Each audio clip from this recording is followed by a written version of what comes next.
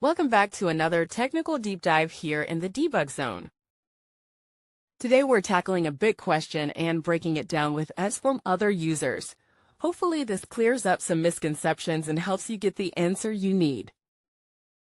So buckle up, stay a little curious, and let's jump right in.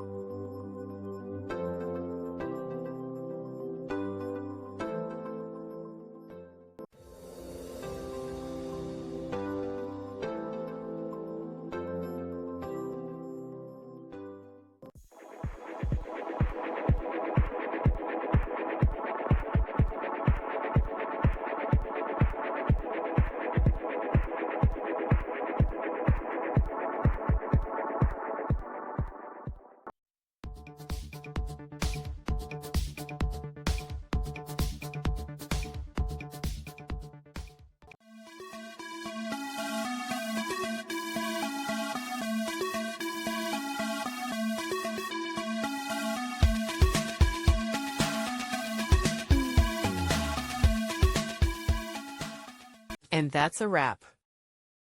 I hope you found the answer you were looking for. If you did, take a second to hit that subscribe button. It really helps out. And let me know in the comments which solution worked best for you. See you next time in the debug zone.